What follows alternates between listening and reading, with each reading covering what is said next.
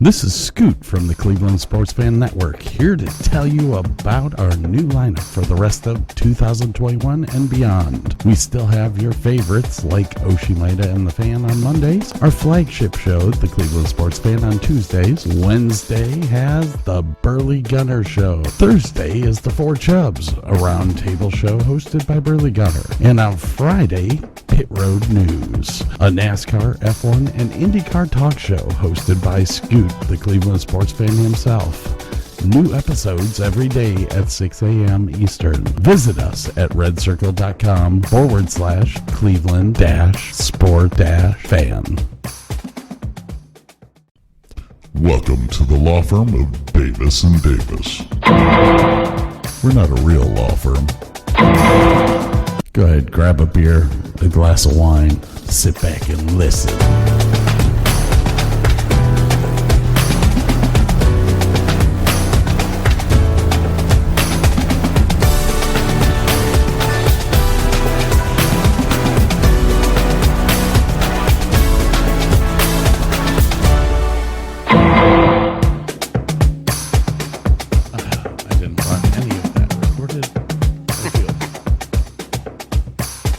I'm sure my eyes look like shit. I just had to put drops in them. It's been so freaking dry here lately that my eyes are just bugging. Yeah, it feels like there's sand in them. So I had to switch to the slightly smaller glass because we're doing bourbon. Uh-oh. Can't do bourbon in the big glass. That would be bad.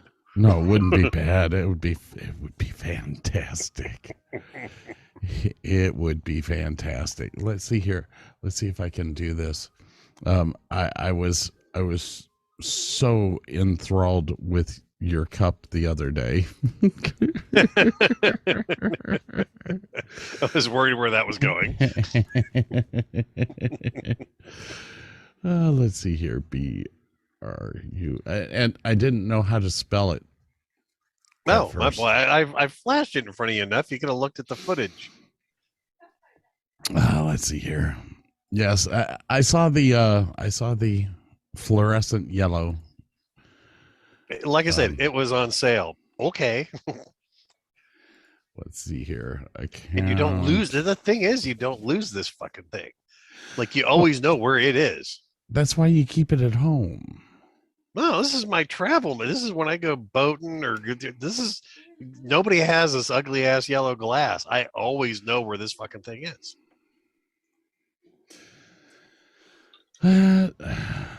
Okay, apparently none of my shit's working.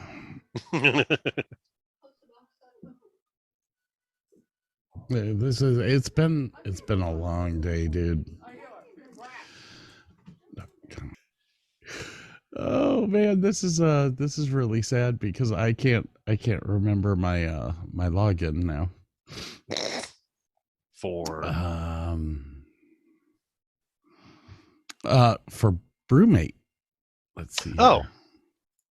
I think I've always logged in as a guest, but well, maybe I was logged in as a guest. I don't know. I just keep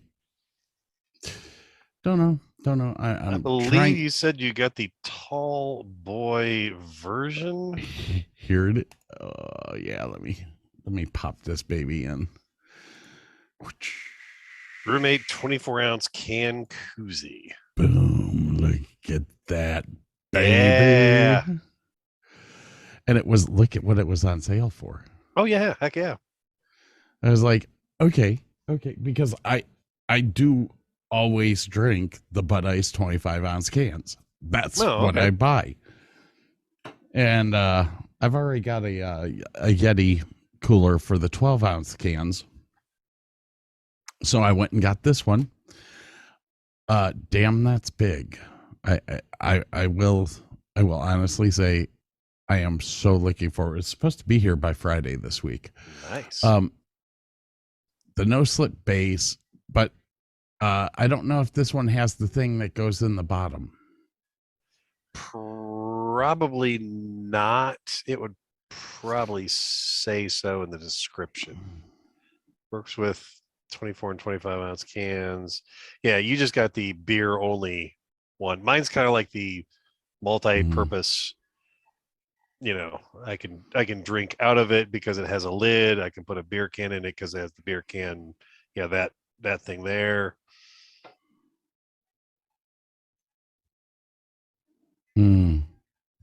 Rainbow titanium. Look at that, baby. I am so excited. Well, maybe I'll switch to this bad boy for bourbon here shortly. That's I'm on what, number 3-ish? Hold So on. today You're so I already tried on out- 3?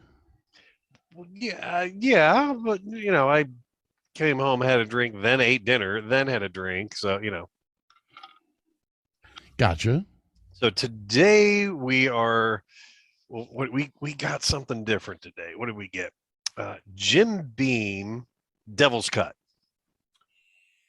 Just because I heard some good stuff about it. I'm like, okay, let's try this out. Why don't we?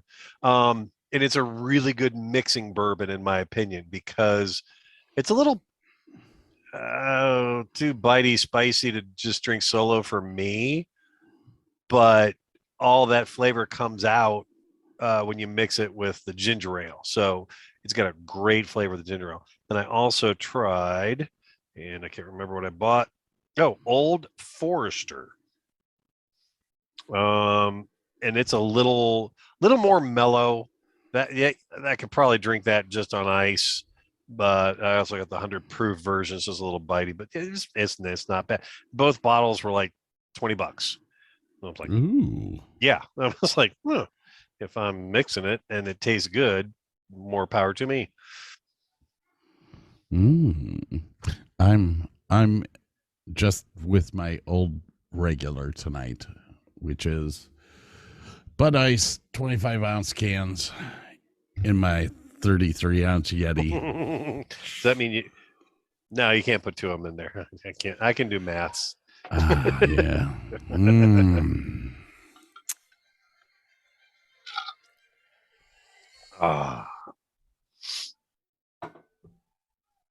So yeah, I'm enjoying this. Enjoying it. I feel bad. Well, I don't feel bad for anyone. Fuck that. No Except for yourself.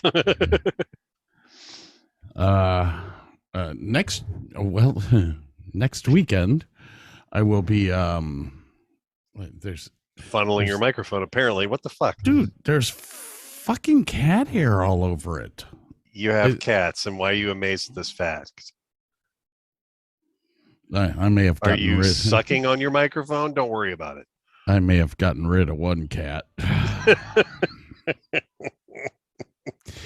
How's my audio sound? Because my level on my soundboard says that it's not getting anything, but yet the level on my Zoomcast says that I'm getting a lot. Yeah, I had to turn my headset down a touch. So you're coming through loud and clear. Good. I want people to hear me in the bathroom while I'm playing in the living room. Why not? Anyways. So how was your week away? Not too bad. A little boring. Yeah, no, it was good. It was good.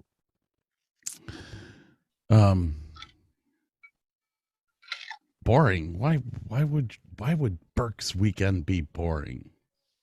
Because I did jack and shit. I sat on my computer and killed shit on games for most of the day. That's what I did. So I got work on Saturdays, man. I don't have a weekend. I have a day off. It's kind of like working theater. You have a day off, And then granted, I usually get my middle of the week day off, which that is tomorrow. Thank God, because I get the funny feeling that the head's not going to be feeling very good tomorrow morning because I'm going to switch to the bigger cup here shortly. The head will be fine. No, the hangovers suck now that I'm old. They were bad when I was young. They're worse now.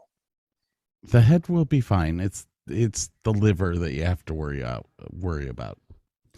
Yeah, whatever. Okay. Not donating it. I don't care.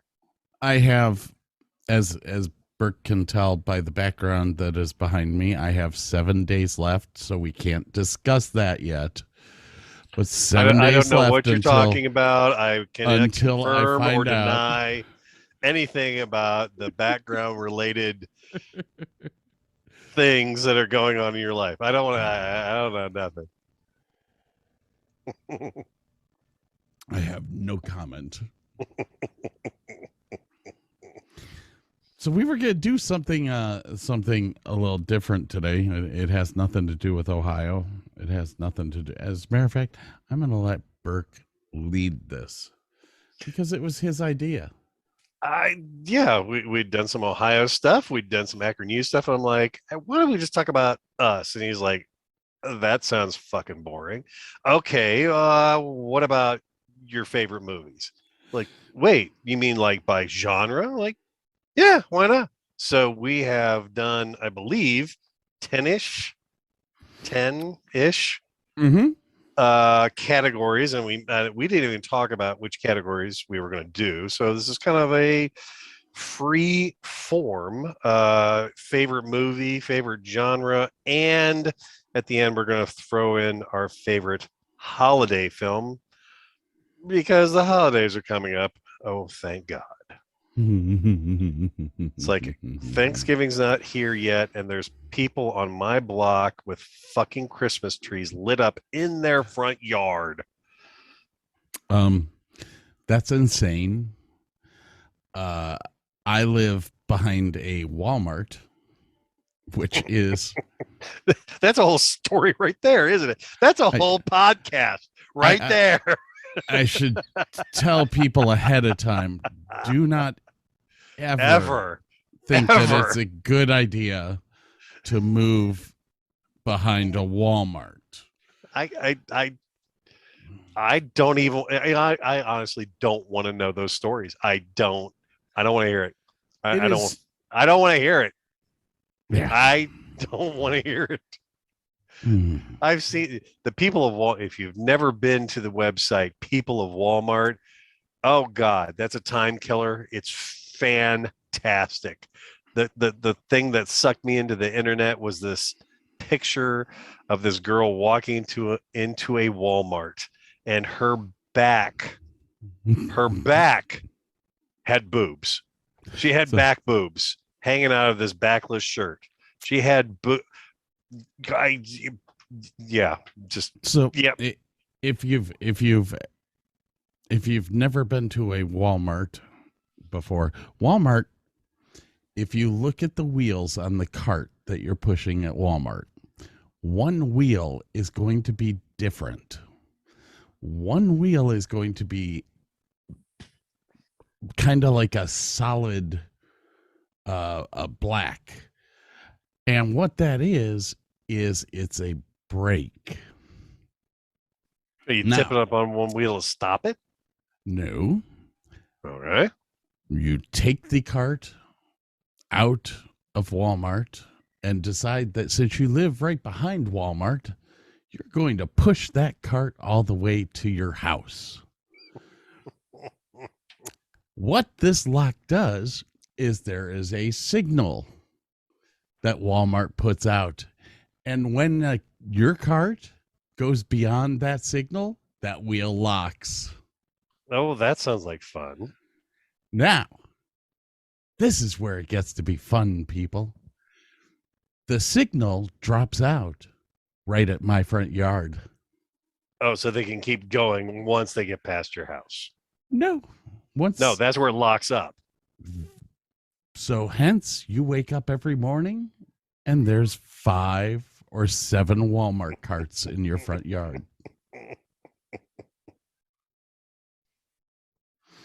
Don't ever move behind a Walmart.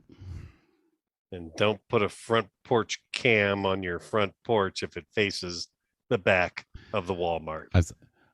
Every day I say hi to Jay, who drives his truck over to pick up all the carts out of the front yard. Hey, Jay, how you doing? Yeah, how's it going, Jay? Carts. Yeah. Hey, Jay, tomorrow, could you bring a 12-pack with you? I'll give you cash. What's on sale? All right. So we're going to have to pause because I am out. Oh my God, he's pausing. All right. What are we? Look, there's a couple ice cubes in here. What the hell am I going to do? I'm wasting away over here, 2 minutes into a podcast, and he's like, I will switch. I'll pee. I'll switch. No, I don't have to pee. I just have to get another drink. I got pee, man. You go pee. You go on the road. All right, everyone. We're going to take a little break here. And we're back. So the flip phone. No one has an idea. Nobody has a clue what the hell you're talking about at this moment. But and they can sit and wonder. So we are going to go over some of our favorite films, and possibly why. Oh, hang on. We've got to take a break here. I'm sorry, guys.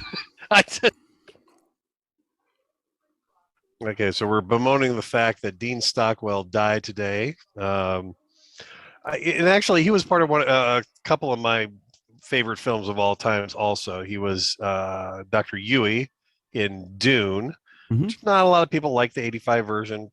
I like it. I like it a lot. And he was also in Blue Velvet, which is just a really fucked up dark film, but I also love it. So. He actually did the Dallas Film Festival when I was working at about 10 years ago. A couple of 10 years. A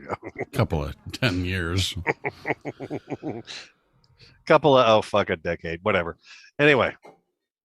We're fucking old. Yeah, just such. All right. So what is it that you wanted to talk about? I don't know. You want to put your background back on, or are you just going to chill with your living room there? No fucking care. All right, so I have a small list, and unfortunately, I don't have like one film for each. I may have multiples, but do you have a horror genre? No, I don't. No. Okay. All right, I never really watched horror flicks, so I'm not huge on them. I got a couple of favorites. I'll just share them with you here real quick.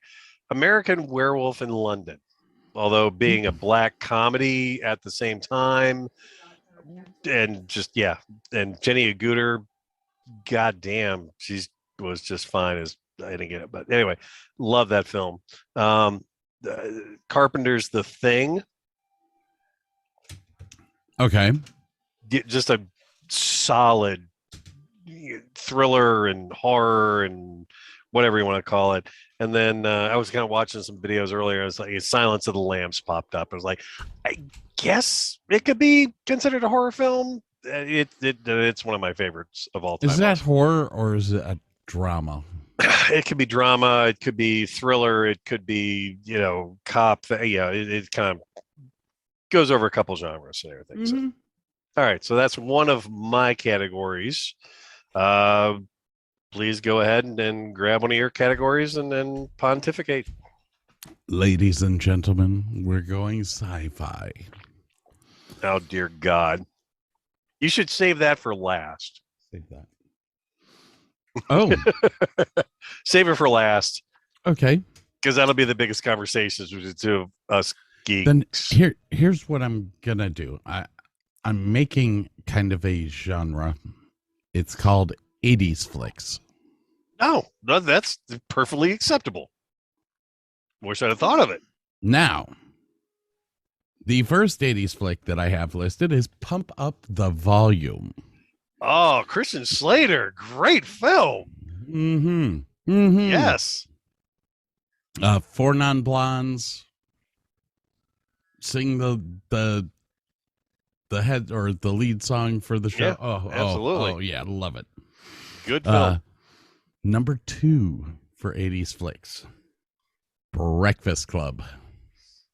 Yeah, I mean, you just kind of got to put all those films together almost and just say, because Ferris Bueller's in that mix too somewhere. Yes. I have two more left. Okay, go ahead. Two 80s flicks left. One is Ferris Bueller's Day Off. Yeah. The other one was War Games, which starred the exact same man.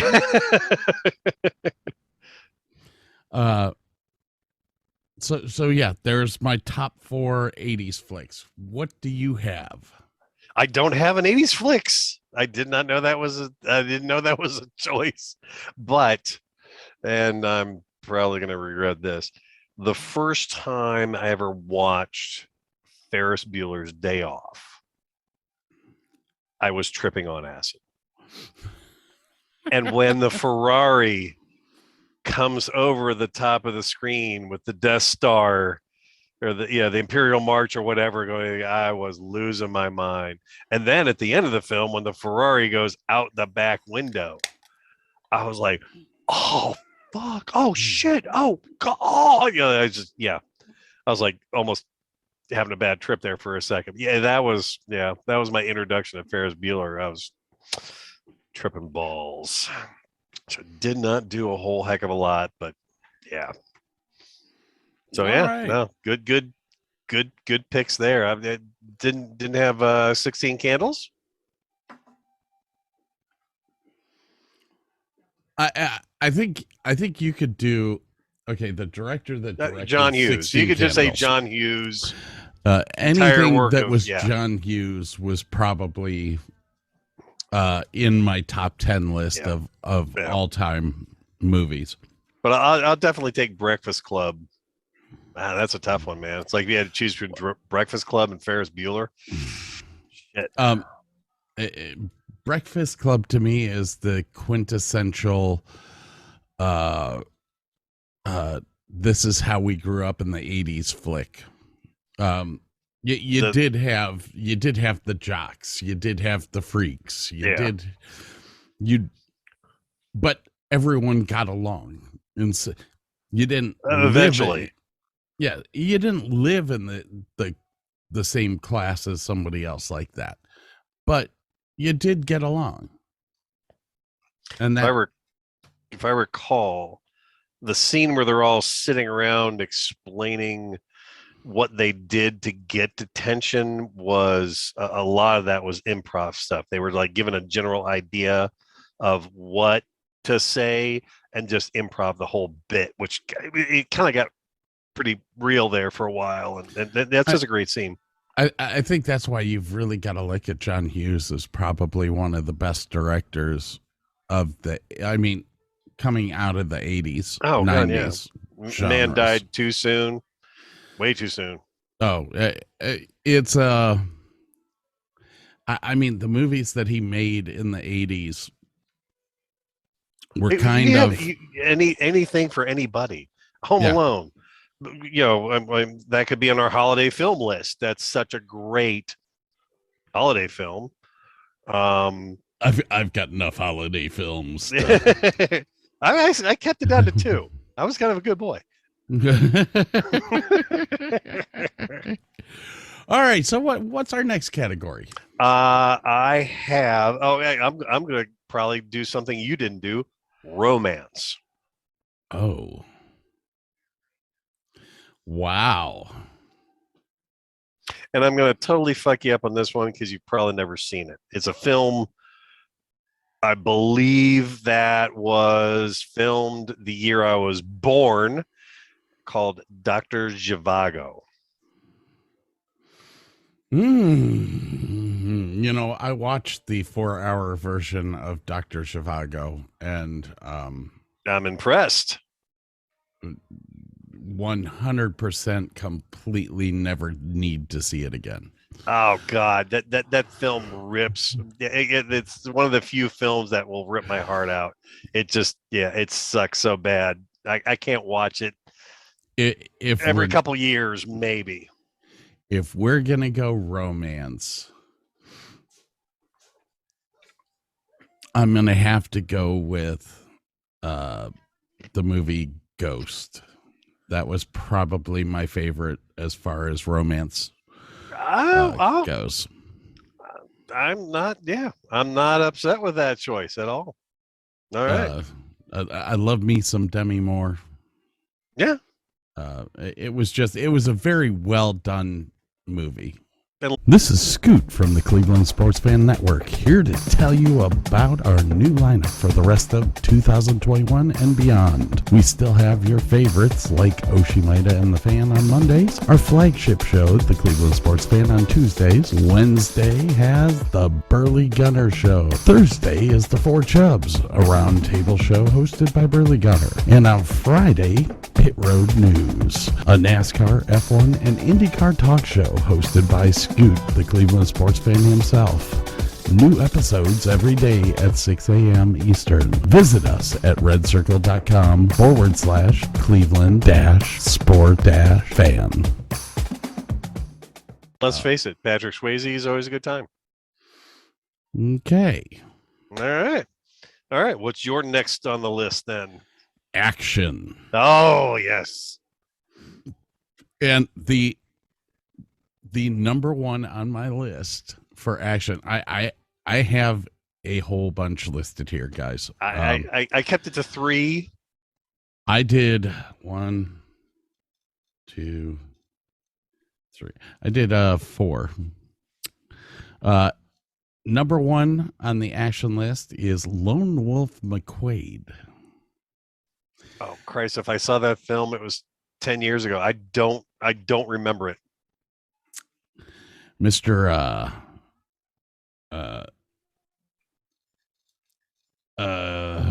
Come on. I've got it sitting right here too. Come on, brain cells. Where you at? The minute that I show you the cover, you're gonna sit there and go, "Oh, you forgot him." Here. Chuck Norris? Is that There what you're you talking go. about? Chuck Norris? There you go. David Mr. Carradine. Okay, I have not seen this film. I feel Barbara David Carrera. Carradine, Tia Carrera's mother. Yeah, Robert Barbara Beltran. Carrera. Robert Beltran from the Star Trek series. LQ Jones. That's a solid cast right there, man. Dude, okay, you say it's a solid cast. I need you to watch this movie. I will find that wherever it is. I've got to rent it. I will watch that. I will tell you right now. It is Chuck Norris in Chuck Norris's prime. He makes the movie. It is basically a Jason Statham movie with Chuck Norris in it. What movie? Lone Wolf McQuade. Pluto TV. Never heard of it. Prime Video might have it. Okay. Lone Wolf McQuade. No, they should make one with. Number 2 is The Expendables. Nice choice there. I like that. Number 3 is I had a tough decision here because there's two movies that I think deserve it, and because I was in the Navy, Throw them both out. Whatever. So I had to make the decision between the 2 Navy movies and a race car movie. Oh, tough. All right, 2 Navy movies are Hunt for Red October. Oh, god damn. I didn't even think of that one. Fuck. And Top Gun. Oh, shit. Yeah. And then the racing movie is, of course, Days of Thunder. Sorry, I as Burke knows, or any of my friends know, I was into NASCAR. Everyone kept picking on me because they were like, those guys don't know how to turn right. Like I was thinking Monte Carlo or something. Days of Thunder. Okay. God, Monte Carlo. Monte Carlo was, that is up there on my list of You're like, fuck, best movies ever. All right, so there's my 4 actions. Okay. I have 3 action movies.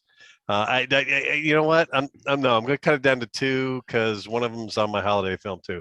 All right, so I'm going to have to go with John Wick. Oh, go. Oh, yeah. Oh, I yeah. just fucking love 1 and 2. I have yet to see 3, but yeah, God, I love those films. And Fury Road. I've never heard of it. Mad Max Fury Road. Okay, I've never heard of it. The recent remake of the Mad Max movies with oh shoot, have you ever seen the original Mad Max? Yes.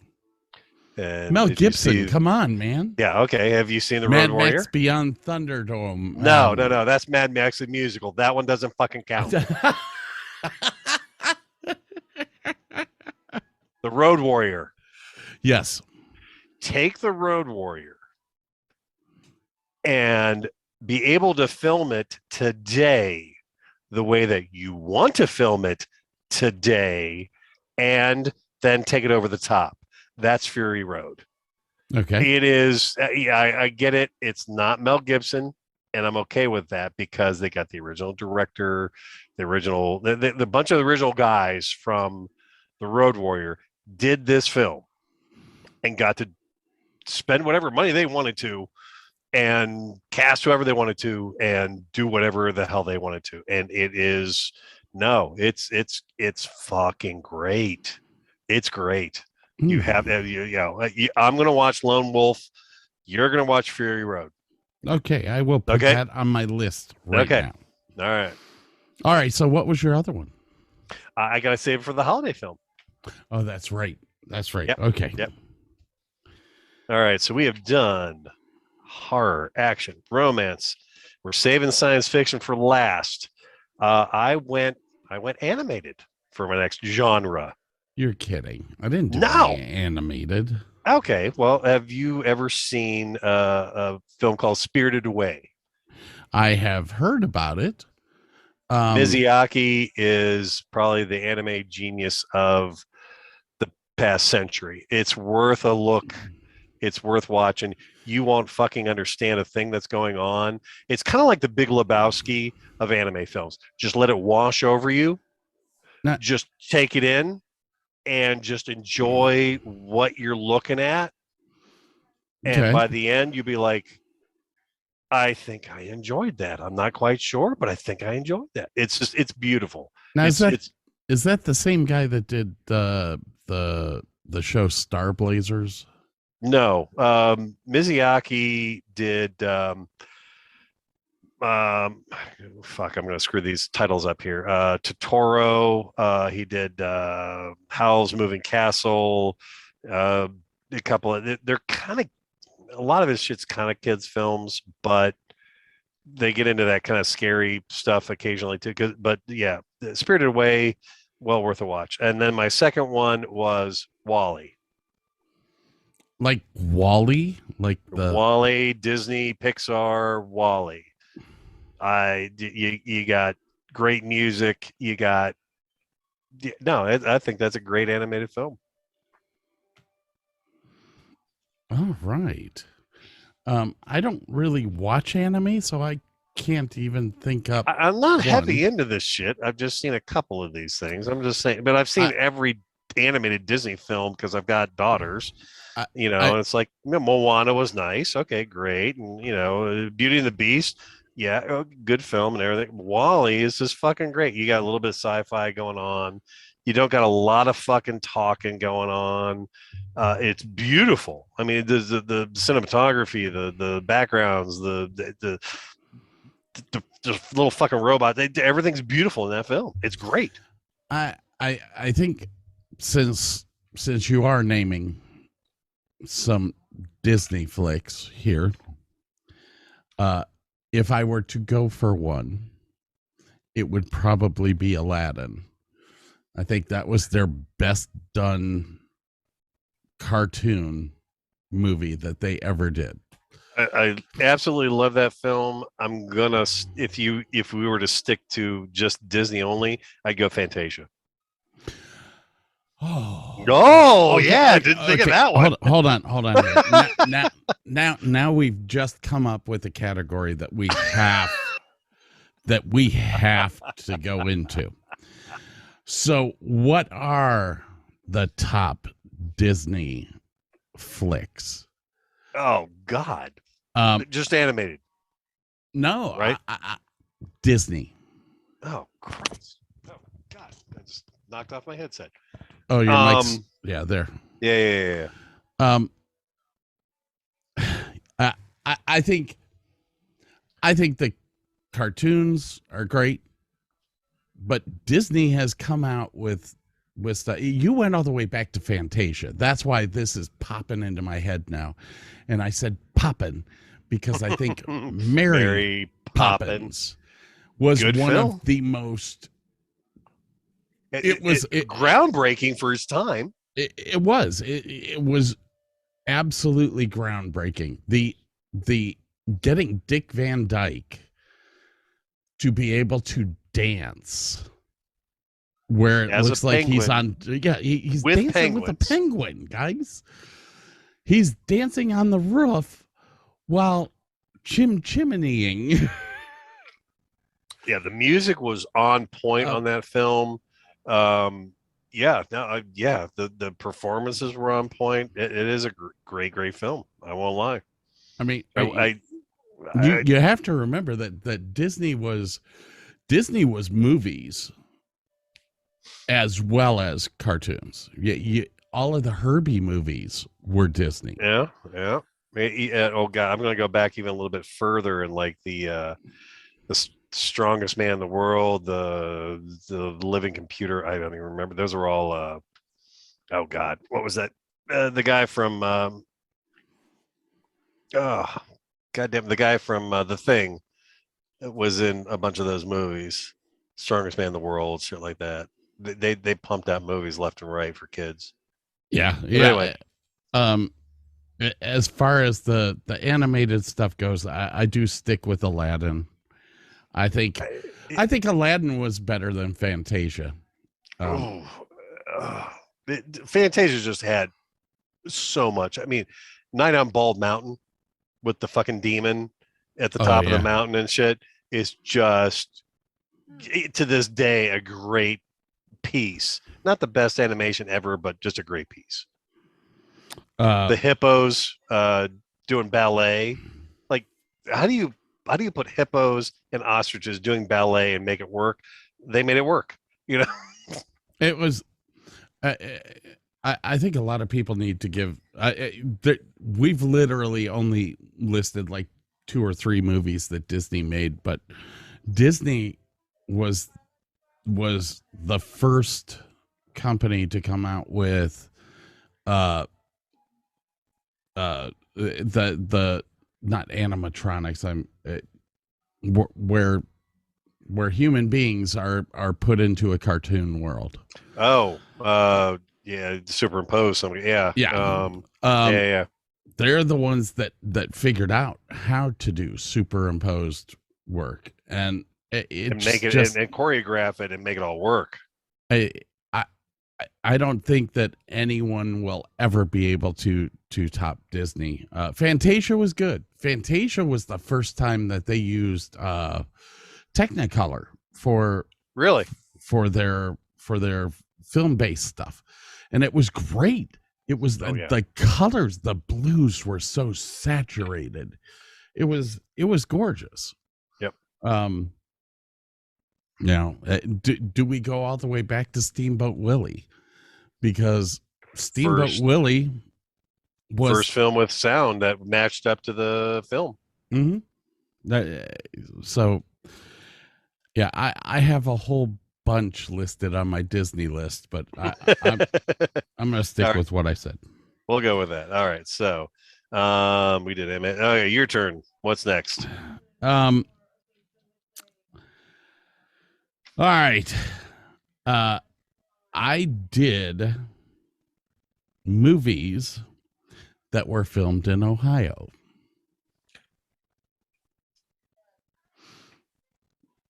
Shawshank. Well, that's probably going to be on your list here. Maybe. Number one. And I know that this is going to upset you because it was probably on your Christmas list, but it is Christmas Story. Oh fuck! How the fuck did I not think of that one? Jesus God, I own it, and they play the dog shit out of it, and I'm okay with that because I will pick that movie up anywhere. I will sit down and I will watch the rest of the damn film.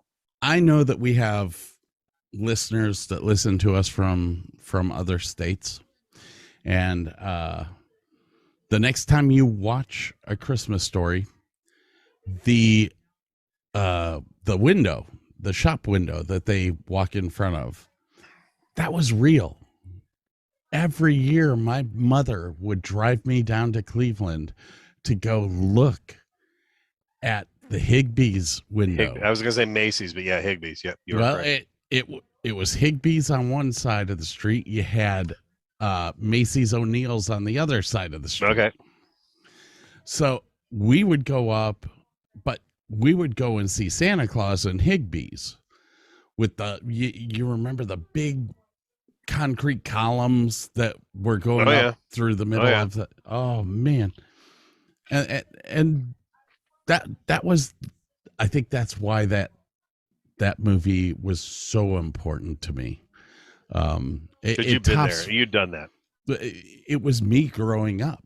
I was the little boy licking the flagpole. Yeah. You crayon motherfucker, you. And the house is real. The house is in Cleveland. It is a museum to that film at this point in time. It is, and it's not that far from downtown. That's a great part, man. You can go see the storefront, which looks nothing like the storefront, but then you can go to the house, and across the street they've got a gift shop, and you can buy the leg lamp if you so choose. You can stay in the house. I did not know that. You can pay $500, and after all the tours are over, you get to stay in an apartment that's built above the house. I'm like, this is so cool. Okay. Number two is actually a movie that we've already mentioned in a different category, but I have to mention it because it was filmed in Ohio. Okay. And that's A Breakfast Club.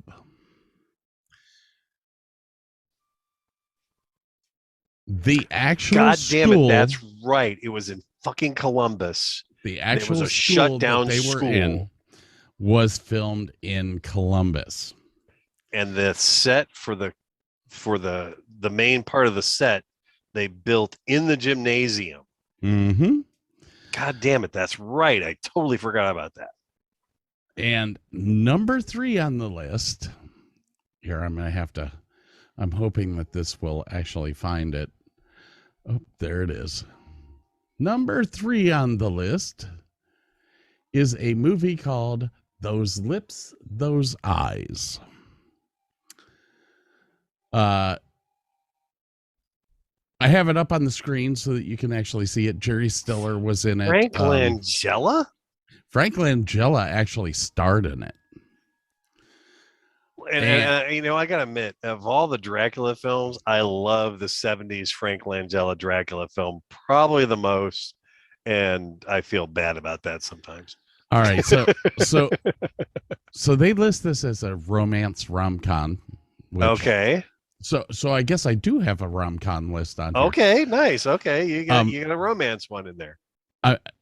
It is written supposedly in the 50s. And is based on Kane Park in Cleveland Heights, which is the first theater company that I ever worked for in my entire life. Nice. It is filmed about a person interning at a Cleveland summer stock theater, which is what Kane Park Amphitheater is. And it was, for me, I think it was a great film because it was about where I worked for the Yeah, very yeah. first time. Now, everyone else that I've ever talked into watching this movie turns around and looks at me and says, "Why the fuck did you make me watch that? That was horrible." But You're like, dude, I used to work there. Oh, dude, I used to do that. Yeah, I get it. it's absolutely hilarious to watch because it was filmed there.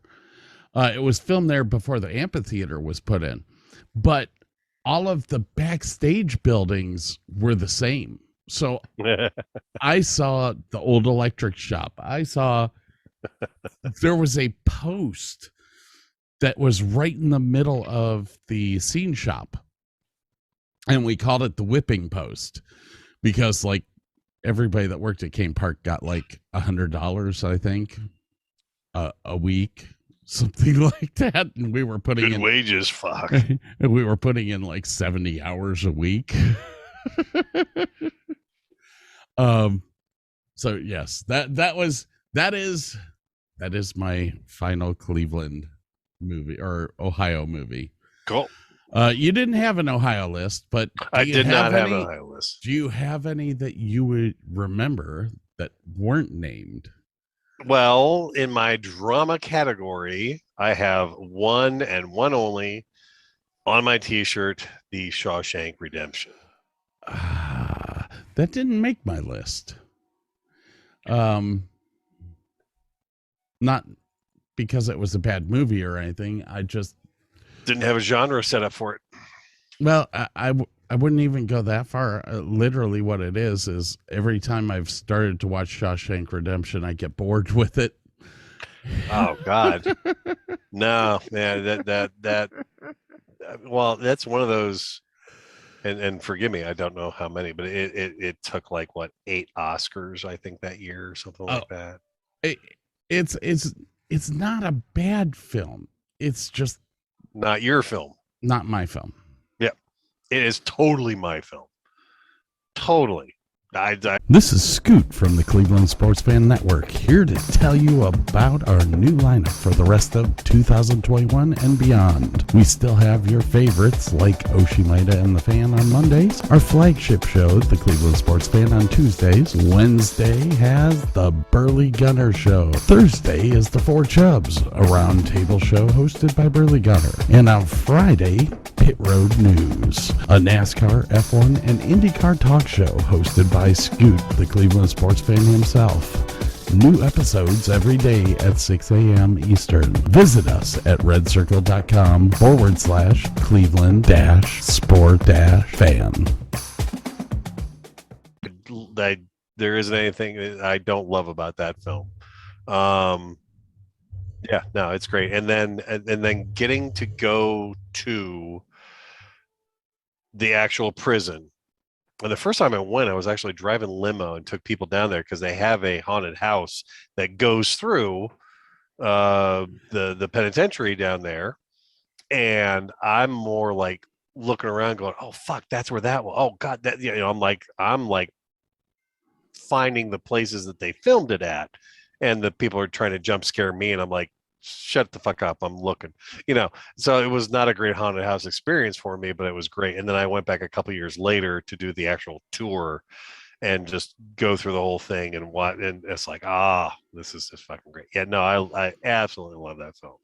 So all right, so we have crossed off Ohio and drama. Is it my turn now? Well, did we really do drama? Oh, did you have a drama film? We didn't do a drama though. Drama category. I did. That was Shawshank was for me for drama. Ooh.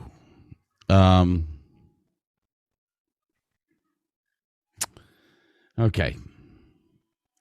I had a different category. I called it sports drama. Oh, okay. Fair enough. Hook me up. Let's go. And there's a shit ton. Oh my God. I didn't even think about that either.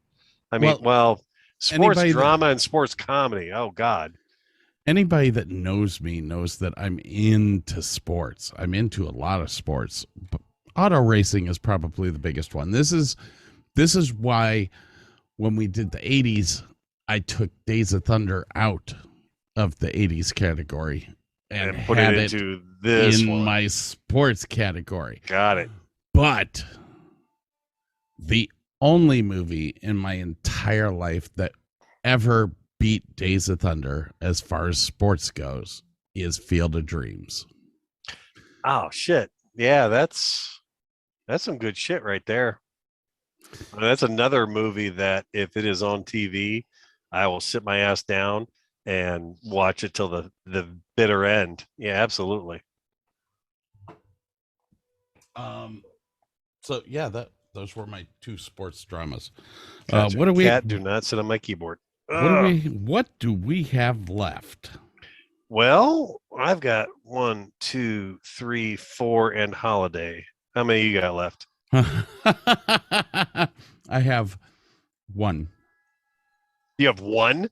Oh crap! I gotta have talk for a bit. Okay, I have Cat. sci-fi. We're saving that for totally last. Okay, I'm gonna go. You did not. You didn't do comedy. No, I did do comedy. Oh well, shit. Well, I got more categories left. Okay, I'm gonna go guilty pleasure. This might be a bonus one. Guilty pleasure movies. Okay, what are you considering guilty pleasures? Films that did not do well at the box office that I absolutely love to death. I have one that'll fit right in there. Beautiful. Mine is Speed Racer.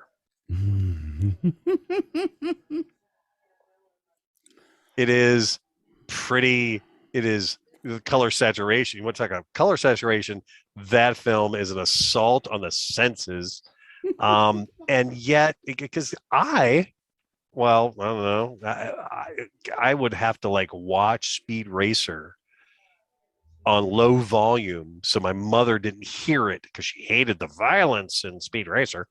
And I loved the original cartoons when I was little. And then when they came out with this one, I mean, the cast was perfect. You got the Wachowski brothers, now sisters, doing it, and they wanted a film that they could show their kids, and because they did The Matrix, obviously, but no, man, I loved everything about that film. I thought the cast was spot on. I thought the comedy was great. The action was great. It was cartoonish, but it was based on a fucking cartoon. It was right there, and they threw in just enough fanboy stuff. Like there was one point where they're spinning around in the car and he does the like they did from the cartoon. It was great, man. I'm like, I was like, God, I love that. I took my kids to see that. I took my niece to see that. They all loved it. They absolutely, because I had DVDs of the original Speed Racer, and when they watched it when they were little, just for something to watch, and then when the movie came out, they were all in and absolutely loved it. So that's my guilty pleasure movie right there.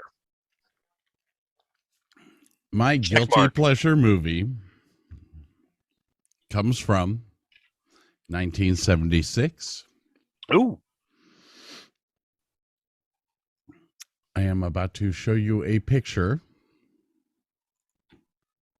Let me get this picture opened up so that you can't see the title.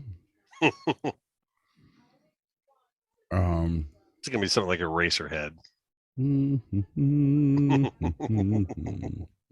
No.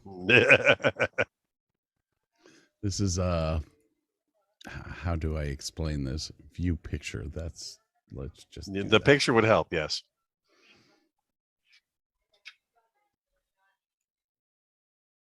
And here we go. Okay. You ready? I'm ready. Are you sure? I'm more ready than I've ever been in my whole life. Let's do this thing. Hold on. That is. Hold on. Fuck, I know this film. Hold on. Murder by Death. Yes. Oh my God. And we in college, Craig and I referenced this movie in a screen oh my God, yes, Moosehead on Wall Talk. Yes, I love this film. Holy shit! And Now- who and And do you happen to notice who the picture is of that I have sent you? Peter Falk, And the love of your life, Eileen Brennan. And let me tell you, I cannot find, because I was trying to find a fucking sound clip from Clue with Eileen Brennan to have as your text message alert. Doesn't exist. I will find it though, and it will happen. Yes. Oh my God. And God, fuck, who was in that film? Larry Niven, oh, yeah. Peter Sellers, Peter Mhm. Falk, Mhm. Eileen Brennan, Truman Capote. Yes. Fuck, who else was that? There was more. Hold But on. yeah, that was a great film. Holy shit. Like, I don't even see that on TV anymore. That's how, yeah, that's a little obscure, but damn, good film. Let's see Good here. call. Let's see if I can bring this up. There we go. Maggie Smith? Fuck, was she in that too? I think she was. There we go. Let me bring share screen. There you go. It should have everyone. It has Eileen Brennan, Truman Capote, James Coco, Oh, God, yeah. Peter Falk, Alec Guinness, Oh, God, that's right. There's That- Maggie Smith right there. Elisa Lancaster, David Niven, Yes. Peter Sellers, Maggie Smith, Nancy Estelle Walker, Winwood. and Estella Winwood. If I It- recall, it- the no, I'm thinking of another film. Yeah, go ahead. Go ahead. I had to once again make choices. Because Murder by Death was in my comedy section, but I kind of had to. Oh, Nancy Walker. Fuck, we forgot Nancy Walker. Oh yeah. Oh yeah. Murder by Death. If anyone hasn't seen, it is literally Clue. Just by a different name. Which somehow I don't have on my list in any way, shape, or form. But damn, that is another guilty pleasure movie that I will sit and watch at any moment, at any time.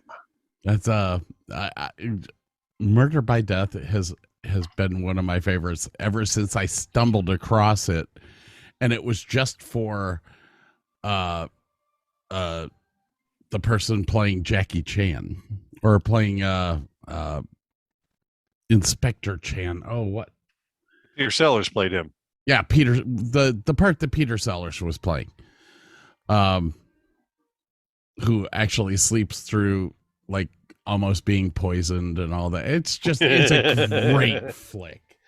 All right, so there you go. That was my guilty pleasures. Damn, that's a fine film there, pal. Kudos. All right. Hey, we're gonna have to take a break here in a second. I'm running low. I'm running low on liquid octane. And probably running high on the rented liquid octane. The carbon dioxide is ready to be released. Yes. All right. All right, See you back guys. in a second. We'll be right back.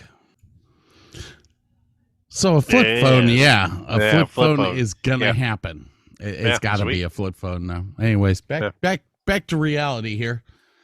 All right. So I still think I have like way more things left over than you do. I've got 1, 2, That's okay. 3, I- 4. Okay, For- what do you have left?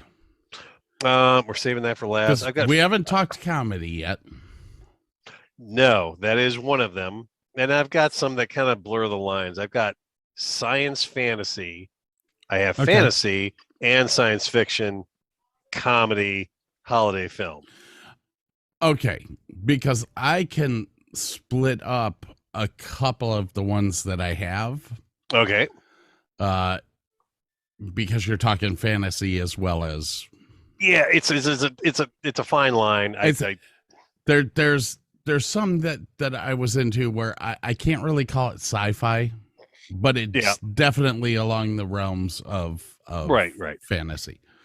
So okay, Let's do fantasy next. all right. Do you want me to go first, or Please, do you want please. to go first? Please go first. Number one in fantasy for me is Harry Potter. And good choice and tough choice for me. I won't lie. It goes for, well, okay. I'll say this out loud, people. Lord of the Rings is neck and neck with it. I would literally put that as a tie. And that is my number one, just so you know. So it's Harry Potter and Lord of the Rings tied for that category. They were both extremely well done series. Yeah.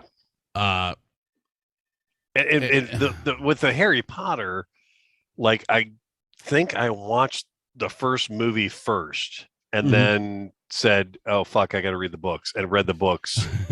And so like I knew what all the movies were gonna pan out for well ahead of schedule, but I still went and saw the movies and was still just blown away by the movies. So that's another, if it comes on TV, I'll sit my ass down. It doesn't matter which film.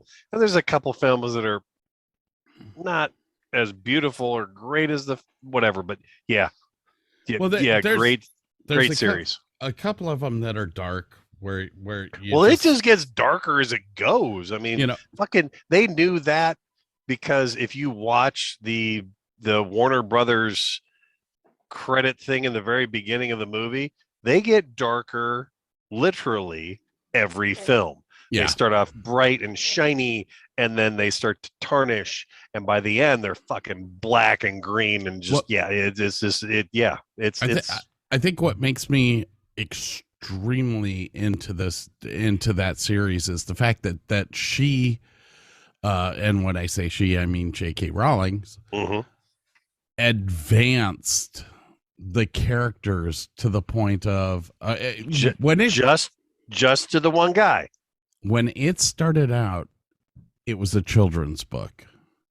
What I liked about her is that she advanced the entire series to be an adult book. Yep. In the end.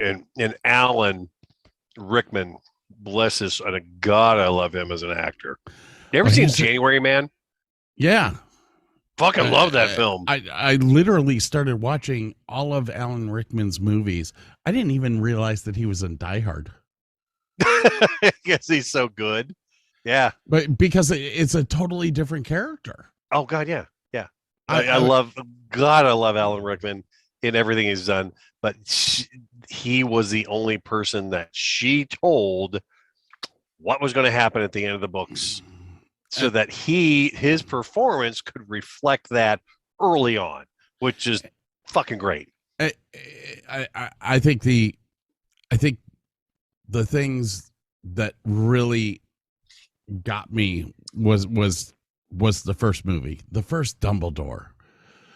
Too bad he died early. He was very much more the book Dumbledore than Gambon. But I like Gambon, don't get me wrong.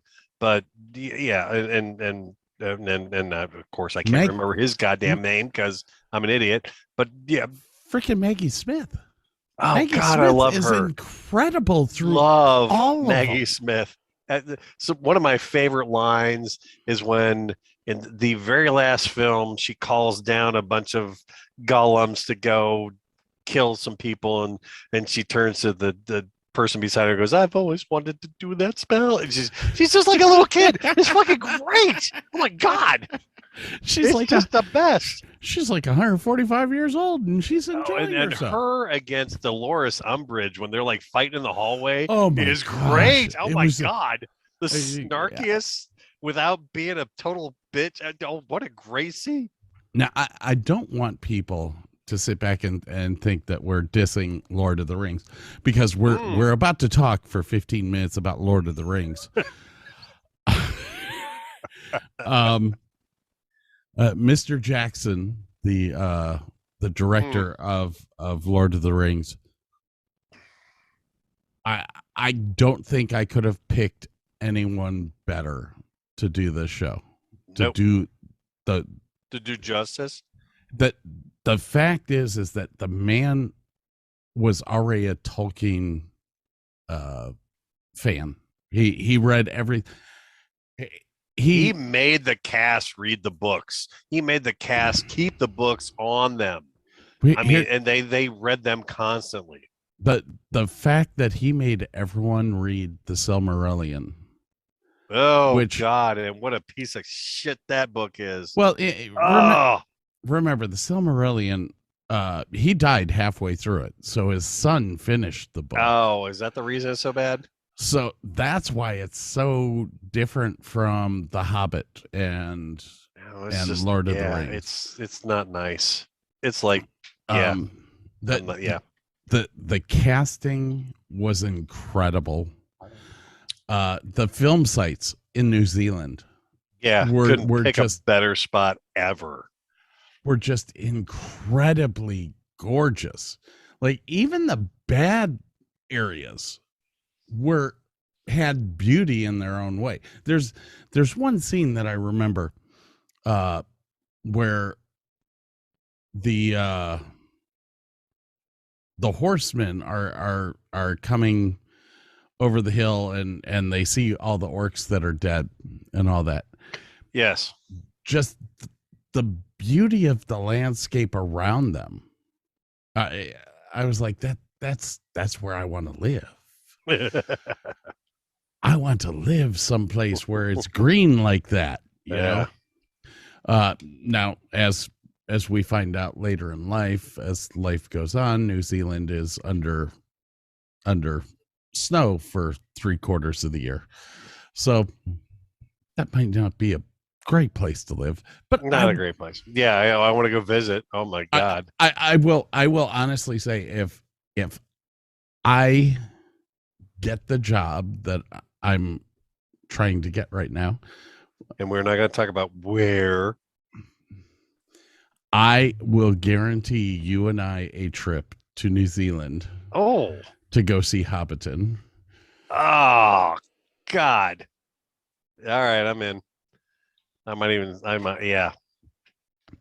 It was the I'll casting. pay the, you know what? Huh? I'll pay the bar tab. That's It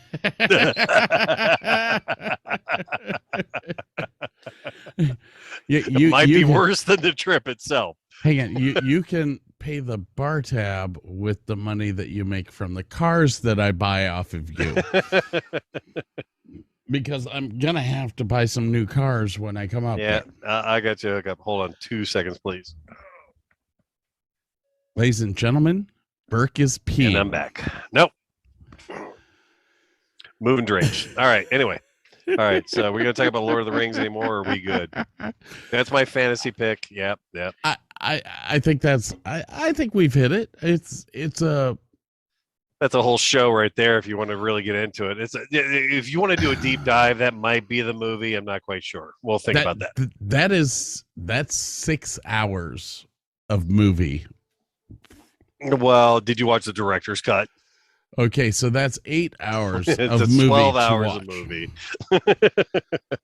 Is it worth it? Yeah. Fuck yeah. The director's cut is actually kind of nice because of the commentary. I didn't even watch the commentary. I just watched every film was 3 hours long and just watched the whole thing. And yeah, I don't want to do it all the time, but yeah, it was well worth it. I popped the commentary in because the boy who played Legolas, Orlando Bloom is part of that. That poor guy didn't even know he had the part until like a week before the filming started. What cracks me up is like Viggo Mortensen broke his foot. Broke his toe, kicking the helmet. Yep. Kicking a helmet.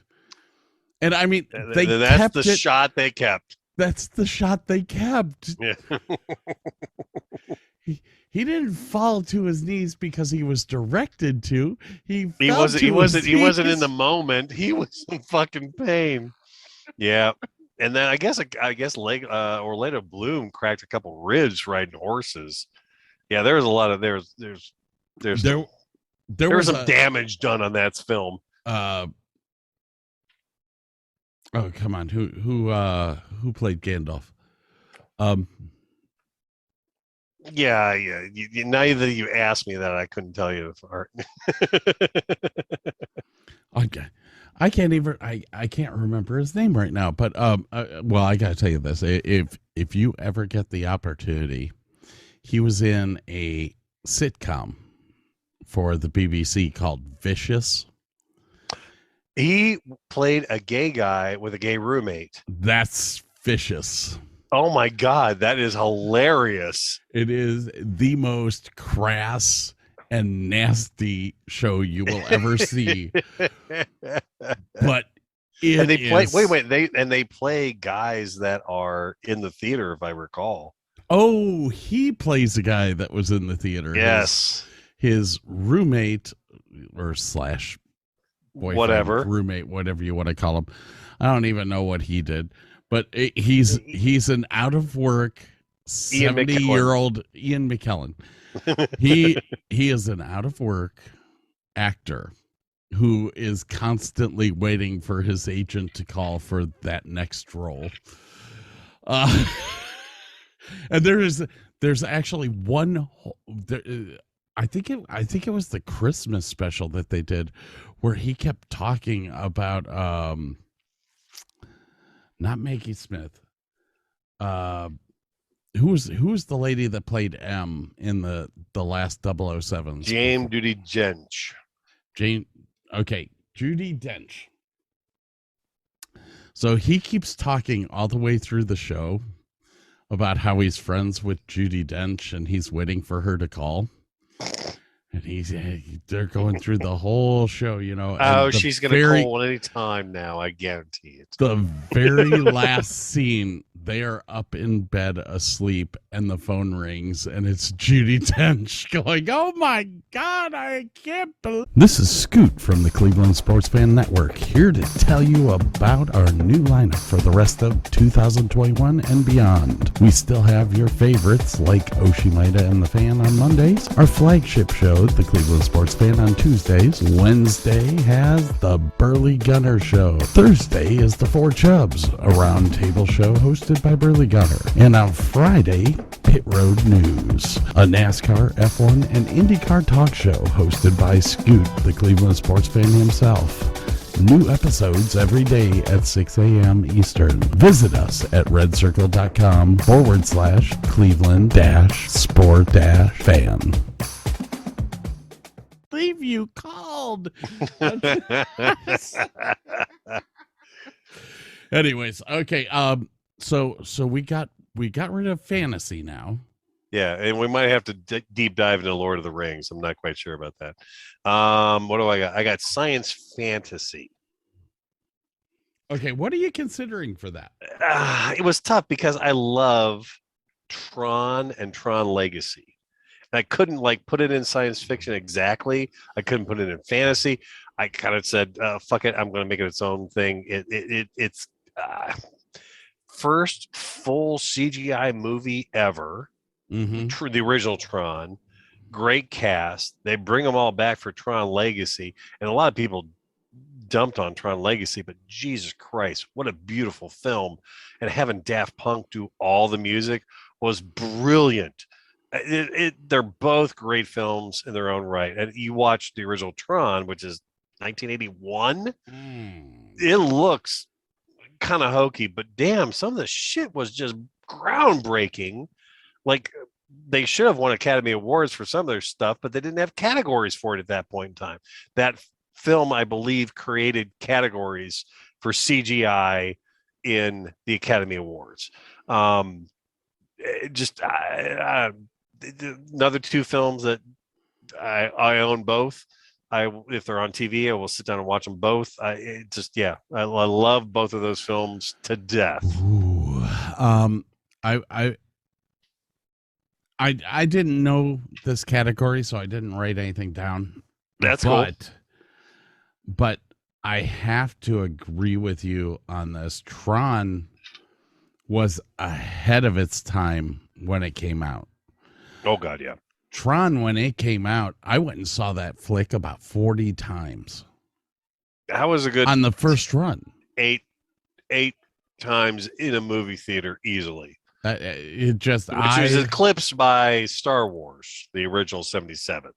That was 15 or 16 in the theater on its original run. I absolutely loved that show. Now Tron Legacy, it took me about 5 times watching it. Oh, I see a tail. It took me about 5 times watching it to get to the point of liking it, because it's so different from the first Tron. It takes a little bit to get over that. Mm-hmm. Honestly, if you went and watched Tron Legacy or without seeing the original Tron, you'd probably like it. You would love it. You'd be like, this is tits and ass. Just loving every minute of it. But you know, having seen the original, you're like, you're gonna constantly compare it, which is kind of unfair. It is one of the longest sequels ever. Well, it's 31 years 31 years between the films. Yeah, it's one of the longest sequels ever. That kind of makes it hard to judge, but at the same token, what it does is that the people that are writing reviews were the ones that saw the original. Hopefully. So yeah. I get it. I mean, that's why there were so many. I honestly, I think it was a great film. It was wonderfully done. Oh yeah. Are we into sci-fi yet? No. Oh, okay. We have a second largest one yet. What's that? Comedy. Oh shit.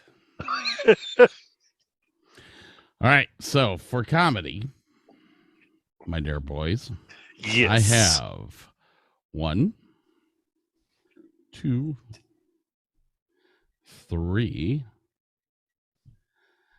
I have 3. I have 4. All right, so we need to start with you then. My number 4 pick is Airplane.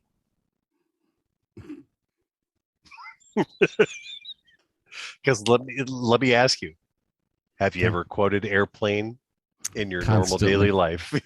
I don't speak jive.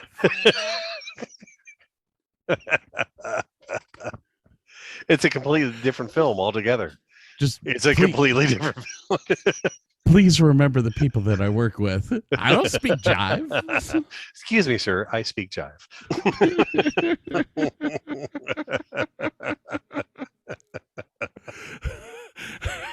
And have you ever seen because that's based on a drama film. Could everyone please get into their crash positions? Then that film is based on a drama film, and they've done, you can see the side-by-side comparison of the drama film versus the comedy film. It's fucking great. Oh my God. I picked the wrong time to quit sniffing glue. Oh, yeah. You can make a hat or a brooch or a pterodactyl. And don't call me Shirley. That, I believe, might be your ringtone at this point in time. I'm not quite sure.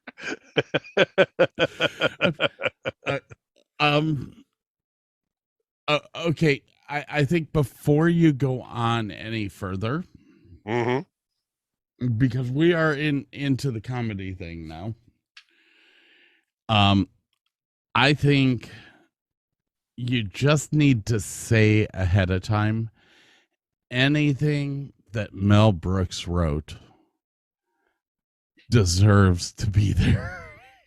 He's my top 2 in comedy. So yeah, you got that. You got me there. Um, um, so I mean, I know that you went with Airplane first. That's my 4th pick. That's my 4th pick. Oh, that's your number 4. That's number 4. Okay. My number 3 Mhm. is Young Frankenstein. That's my 2nd pick. Good choice. Young Frankenstein was written by Mel Brooks. Starred, come on, Gene Wilder, Terry Garr, Marty Feldman, Maury Feldman, and oh god, what's her name? The fabulous one from my first pick there. Madeline Kahn, and the father from Peter Boyle. Yes, Peter Boyle Played Frankenstein. Yes. It's a beautiful flick. It's a beautifully done flick. And Mel Brooks's and he co-wrote that with Gene Wilder.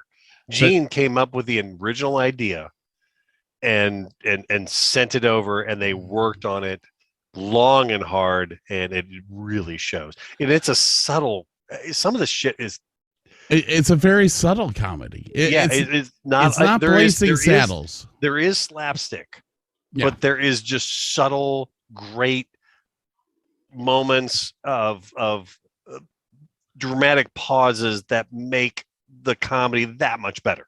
It's a great, and filming in black and white just for shits and giggles was great. Fantastic. It was fantastic. Oh, so what's your number 3? Okay, so Airplane. Caddyshack is my number 3. Fuck. Yeah, tough one, right?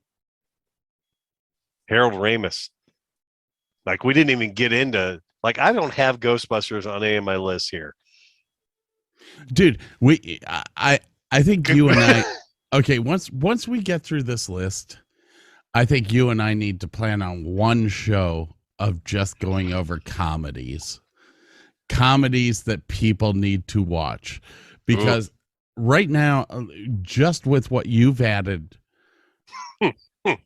I'm like sitting here going, dude, I could come up. How did I not think of that? I could come up with 15 comedies that you need to go watch. Yeah. Oh yeah, absolutely. All right, so what do we do? Caddyshack was fabulous. Yeah. I don't know if Caddyshack beats Meatballs though. Well, Meatballs is a little rough, and granted, Meatballs is definitely rough comedy, but it is the first Bill Murray tangent 10-minute bullshit making up on the spot that he does in all the rest of his films that are great. He does it in Ghostbusters, he does it in Stripes, but he started in that film. Yeah, it's like, there's North Star, the guys from North Star.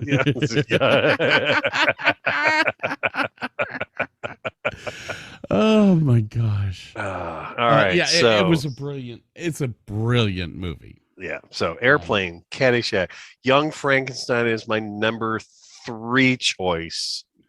You mean and we've 2? gone over that. No.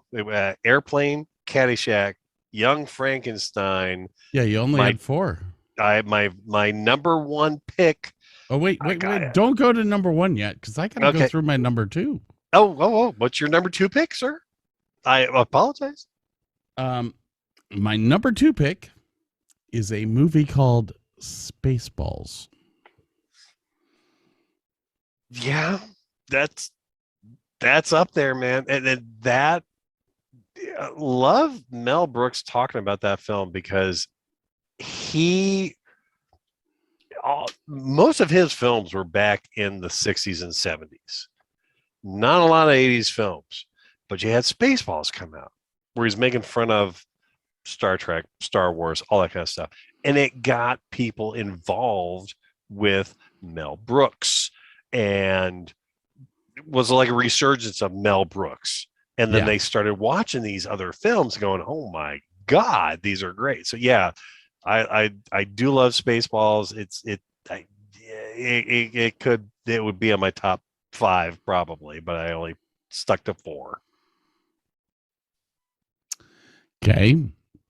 So what was your number 1? Blazing Saddles. Another Mel Brooks. It is well deserved. I absolutely loved Blazing Saddles. Most of the people that I am friends with and that I work with, who you would sit there and expect to say, this is a very bad movie. Okay, let's look at this realistically. You had a Jewish guy co-writing with the best black comedian possibly of our century to write a movie about racism. And they came up with Blazing Saddles. It's fucking brilliant. And unfortunately, the studios would not allow Richard Pryor, who Right. co-wrote that movie, to star in the movie. So they got Cleavon Little. And granted, But Cleavon Cleavon Little's was fucking brilliant. Jesus Christ. Oh my God. He is great. Oh, yeah. Just everything about that movie just pokes fun at every bit of racism then and now. I mean, you can watch that movie today and it's still relevant and funny as all get out. And that is just a great. Is it stupid? Oh God, yeah. It's not the serious that Young Frankenstein was. Yeah. It's much more lighthearted, and but it. Oh God, I need a shitload of dimes. All right. I am about to play something for you. Do not say anything because I know that the words are going to be up on the screen, but watch it. And this is my number 1 comedy.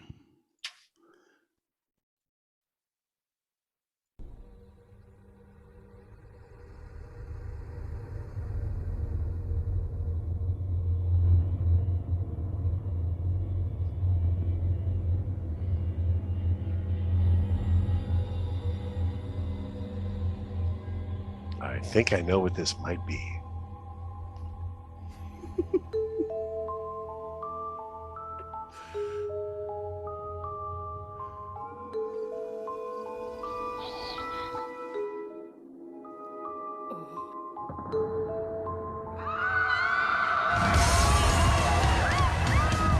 How could I have gone from the king of rock and roll to this? Old guy in a rest home. You were an Elvis impersonator. You fell off a stage and broke your hip? When was it? 20 years ago. That's where they took a piece of my brain. I got a little bag of sand up there now. Jack, President Kennedy was a white man. They dyed me this color. What we have here at Shady Rest is an Egyptian. Here's the sad thing. sucker of some sort. Some kind I've of never Bubba watched Hotep. this A film. mummy hiding out, feeding on the sleeping.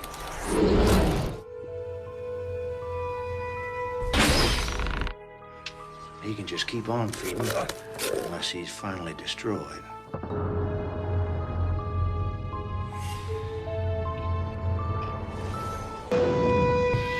Is this like the number 5 movie in Army of Darkness?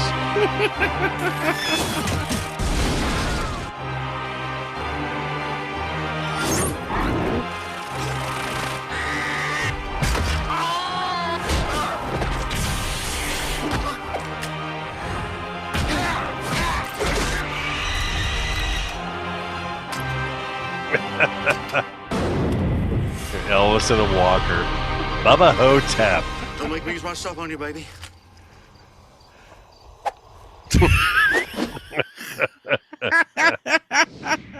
All right, I gotta write that one down too. God damn it! I have wanted to watch that film for a long time. Okay, so the official first time that the movie was shown, what a premiere was done at the Dallas Film Festival. Oh, nice. And I was actually working the film festival that year. So you're trying to watch the lights and the sound and the film simultaneously. I literally, the day before this premiered, got to sit in the theater and watch the whole flick. And I sat back. I am an Army of Darkness fan. Oh, God, yes. And I tried finding a place on my list. I just, yeah. Okay, go ahead. Bruce Campbell is one of my favorite actors. He was in a show, and he was on Hercules. Well, he was also on a TV show. A Western. It was a Western. No, he was an FBI agent. That one I don't know. Oh gosh, what was the name of that show? It was like Whites or White Collar. White Collar, that's what it was called. Oh yeah. He was like a side character. Yeah.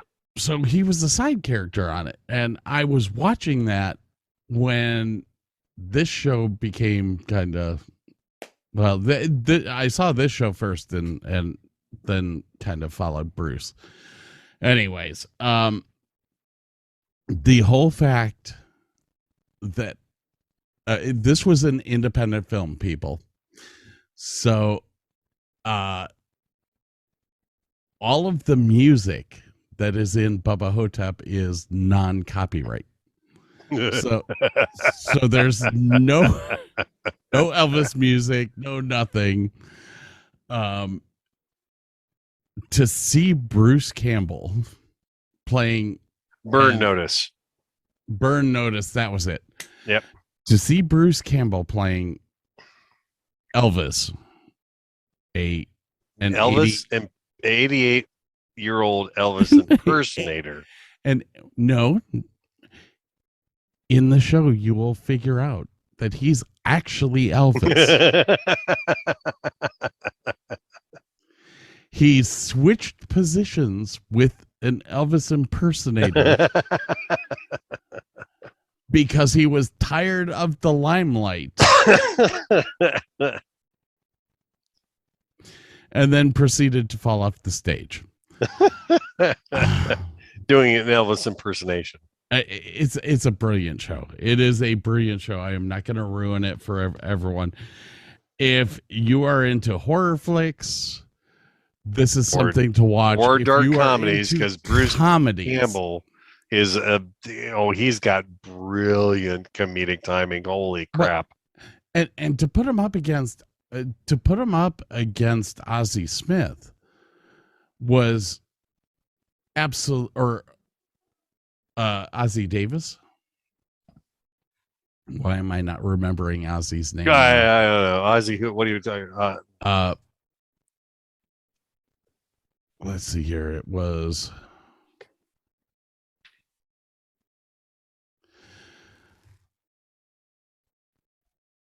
I do believe it's Ozzie Smith. What did Ozzie Smith do? Ozzie Smith has done like tons of stuff. Let's see here. Ozzie. Yep, Ozzie Smith. To put him up against maybe not Ozzie Smith. Cowboy Bebop. Yeah, I don't think you're thinking of the right guy. I think it's Ozzie Davis. Is it Ozzie Davis? Man, I got a lot to fucking edit again. Ozzie Davis. God, my own last name, and I couldn't remember. I can't even find him on IMDb. What are you talking about? Ozzie Davis has, he's been in a lot of crap, man. I can't even find this dude. All right, go ahead. Hold on. Here. Let me help you. Boom. Oh, Awesome. that dude. Fuck yeah. He was in the Stand. The miniseries The Stand, which oh God, if we talk about TV shows, that would be maybe my number one. I'm not sure. Let's see here. Oh, he Car was in 54, everything. where are you? Yeah. Jag. He Absolutely was in everything. Roots. He was in Hawaii Five-0. Let's go Like up to wait, what, movie. the original or the remake? No, he was in the original. Okay, it's 1974. important. Yeah, I think he died before the remake came out. 2005 at age 87. Yeah. So Do the Right Thing. Bubba Hotep. The Client. he was in Dr. Doolittle with The original? Eddie Murphy. No. The 1998 version. Oh, yeah. Okay. Great.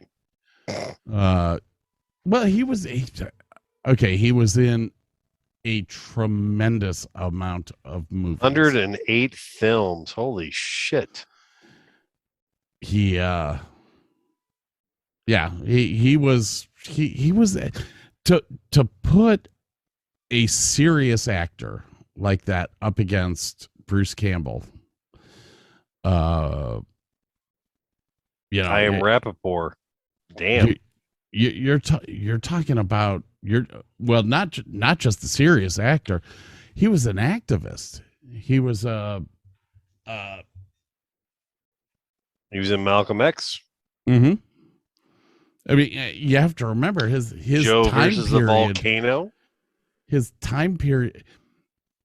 But the first 10 movies that he did, he was uncredited because he was a black many man. African American were. Yeah, he was in Roots. Holy crap! Yeah, too much to go through. You're talking about a great actor going up and having to act against Bruce Campbell. So, anyways, that was my And a fine that was my pick. number one. That was. All right, we need to take a break to refill. All right, everyone, we're gonna take a little break here and finish this up. Yeah.